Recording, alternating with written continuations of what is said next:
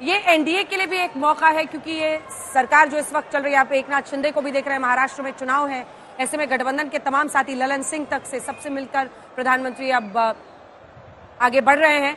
Bharatiya Janata party के लिए ये एक बहुत बड़ी जीत कहलाएगी। आज तक किसी पार्टी ने लगातार तीसरी बार हरियाणा में सरकार नहीं बनाई थी, ये रिकॉर्ड भी। और अब प्रधानमंत्री जो जनता सामने मौजूद है, और जाहिर तौर पर भारी तादाद में वहां पर पार्टी कार्यकर्ता भी होंगे जो आज शपथ ग्रहण समारोह में शामिल हुए। मोदी के वहां पर नारे लगते हुए प्रधानमंत्री सामने मौजूद लोगों का, जनता का अभिवादन करते हुए, जिसके बाद वो आगे बढ़ रहे हैं। लेकिन बीजेपी के लिए इस जीत के क्या मायने हैं, ये साफ समझा जा सकता है। नायब सिंह सैनी पिछली सरकार में मनोहर लाल के हटाए जाने के बाद सीएम बने थे, और इस बार उनके नेतृत्व में पार्टी वहां चुनाव लड़ी और उन्हीं के चेहरे पर लड़ी, और ये बड़ी जीत उनकी झोली में आई है।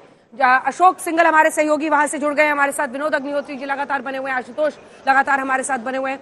अशोक, सबसे पहले वहां का नजारा, ये कैबिनेट शपथ ग्रहण हो चुका है, उसका समापन हो चुका है, और अंत में जब पीएम जनता की तरफ सामने हुए तो मोदी के नारे लग रहे थे। अशोक,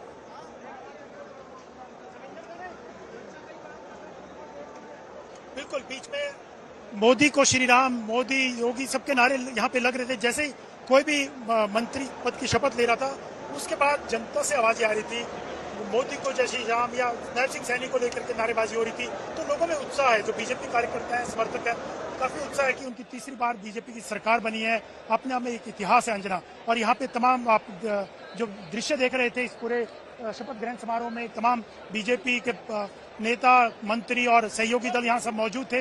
और इसमें खास बात यह है कि जो एक शपथ ग्रहण समारोह हुआ, नायब सिंह सैनी का मंत्रिमंडल बनाया। खुद नायब सिंह सैनी बहुत ज्यादा उम्र के नहीं है, और उसके अलावा इस जो मंत्रिमंडल गठन है उसमें एक्सपीरियंस के अनुभव के साथ साथ युवाओं को, महिलाओं को, तमाम जातीय समीकरणों को देखते हुए मंत्रिमंडल बनाया गया है, उसका गठन किया गया है नायब सिंह सैनी का। तो आप देखिए, जब वो कृष्णलाल पवार हो, अनिल विज हो, पुराने अनुभवी चेहरे हैं, इसके अलावा श्रुति चौधरी हैं या आरती राव हैं, तो युवाओं को भी दो देखिए, इसके साथ 12 अगर मुख्यमंत्री को मिला ले अशोक, तो कुल 12 जो कैबिनेट मंत्री हैं, जिसमें नायब सिंह सैनी तो हैं, अनिल विज, कृष्णलाल पवार, राव नरबीर, महिपाल ढांडा, विपुल गोयल, डॉक्टर अरविंद शर्मा, श्याम सिंह राणा, रणवीर गंगवा, ये सब कैबिनेट मंत्री हैं। कृष्ण बेदी भी कैबिनेट मंत्री, श्रुति चौधरी भी कैबिनेट मंत्री बनी है, आरती राव भी कैबिनेट मंत्री हैं।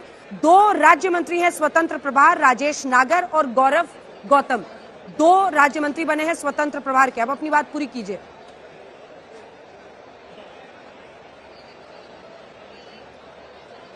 देखिए, मैं अंजना वही बात कह रहा था कि आप तमाम, चाहे वो युवा हो, चाहे महिलाएं हो, चाहे एक्सपीरियंस, तमाम को देखते हुए ये गठन किया गया, मंत्रिमंडल का गठन किया गया है। क्षेत्रीय संतुलन बनाने की कोशिश की है, जातीय समीकरण, अनुभवी नए चेहरे, युवा, तमाम महिलाओं को, दोनों महिलाएं बहुत युवा हैं। हालांकि श्रुति चौधरी तो सांसद भी रह चुकी हैं पहले, और उसके बाद पहली बार सरकार में शामिल हुई हैं। वो कांग्रेस से बीजेपी में शामिल हुई थी। उनकी मां किरण चौधरी को राज्यसभा भेजा गया था।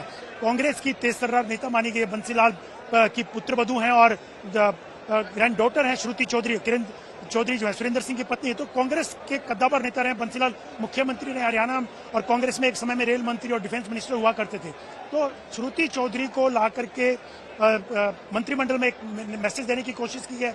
जाट समुदाय से आती हैं। इसके अलावा राव इंद्रजीत जो कि कैबिनेट मंत्री हैं मोदी सरकार में, अहिर इलाके से आते हैं, अहिरवाल इलाके से आते हैं, गुड़गांव के इलाके में उनका खासा प्रभाव है। उनकी बेटी आरती राव को पहली बार मंत्रिमंडल में शामिल किया गया है। पहली बार चुनाव लड़ी भी है वो, और पहली बार ही उनको मंत्री बनाया गया है। तो कहीं ना कहीं अनुभव के साथ युवा और जातीय समीकरण, और तीसरी बार जो सरकार बनी है, ये खासा मायने रखती है बीजेपी के लिए। एक समय में जो मैं बता रहा था, बीजेपी छोटे भाई की तरह सरकार में शामिल हुआ करती, चाहे बंसीलाल सरकार में हो या चौटाला सरकार में रही हो।